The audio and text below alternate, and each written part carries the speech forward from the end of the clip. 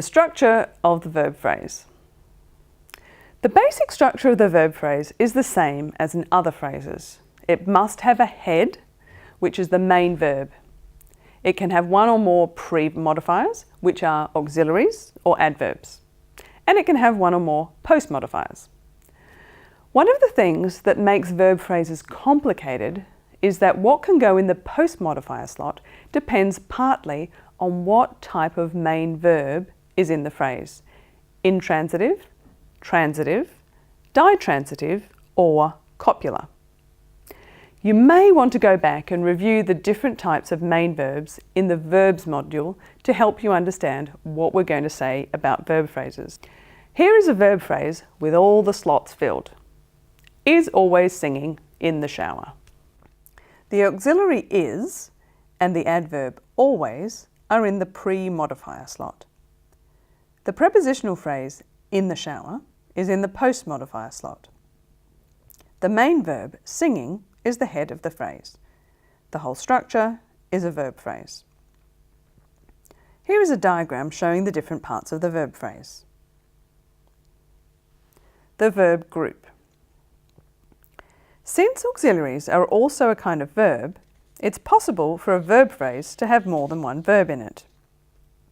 The main verb is always the head of the phrase. The main verb, together with any auxiliaries, is called the verb group. So the verb group is a part of the verb phrase, but there can be more things in the verb phrase than just the verb group. In the verb phrase, must have been going over the speed limit, the verb group is the auxiliaries plus the main verb. Must have been going. Order of auxiliaries. If the verb group contains more than one auxiliary, the auxiliaries have to come in a certain order. We have to say, he must have been going over the speed limit, not he have been must going over the speed limit, or he must been have going over the speed limit. There is only one possible order the auxiliaries can go in. Modal auxiliaries, like must in these examples, always come before any other auxiliaries. There can only be one modal auxiliary. If there are two primary auxiliaries, the first is always have, and the second is usually be, sometimes get. He must have been going over the speed limit. Or he must have got rejected by the girl he asked out. This diagram shows you the structure of the verb group and the order of the auxiliaries and the main verb. Remember that only the main verb is obligatory, and it is always the last verb.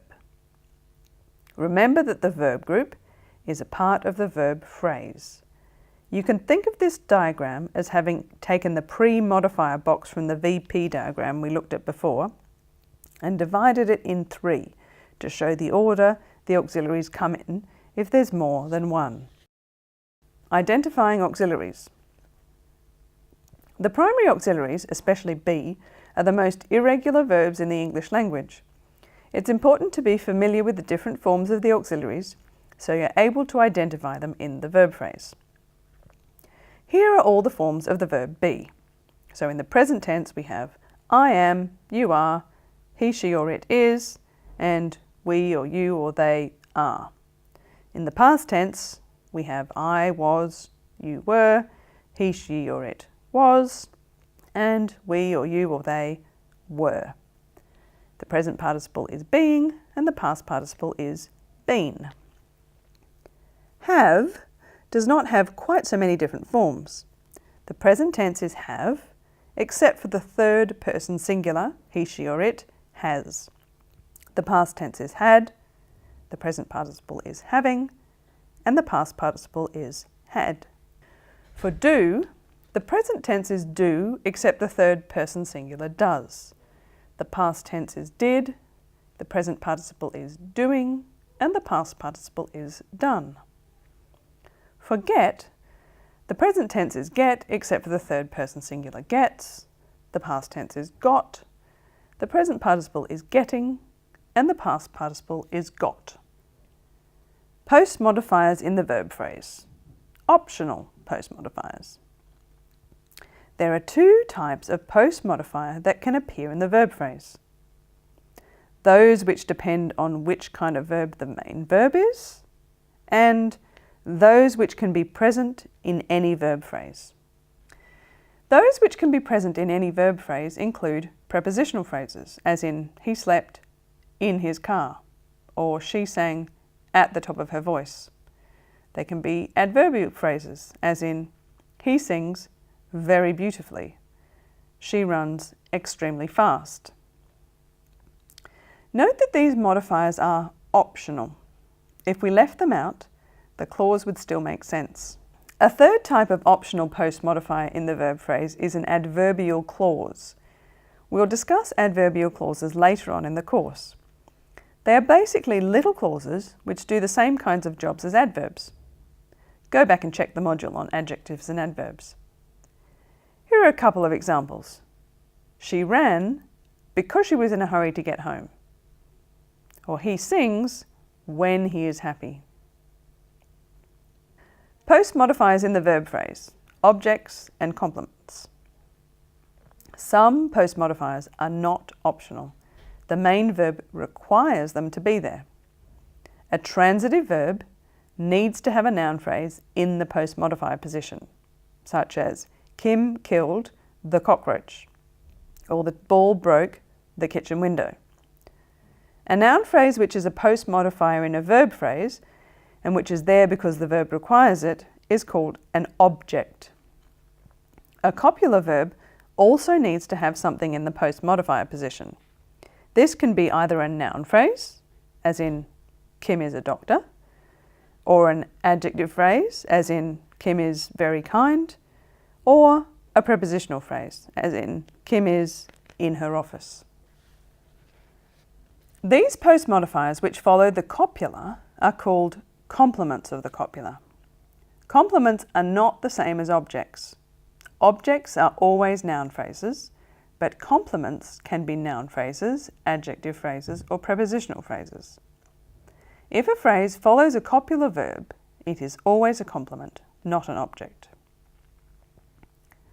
You'll notice that prepositional phrases in post-modifier position can be complements, which means that the verb requires them to be there, or they can be optional. This depends on the verb. A verb phrase can have more than one post-modifier, as in the ball broke the kitchen window with a huge crash, or we can talk in my office after class. In the first example, the kitchen window is an object. The verb requires it to be there. With a huge crash is an optional post-modifying prepositional phrase. We could leave it out. In the second example, both prepositional phrases are optional post-modifiers. Is the prepositional phrase in the noun phrase or the verb phrase? We've just seen that one of the things that can be a post-modifier in the verb phrase is a prepositional phrase.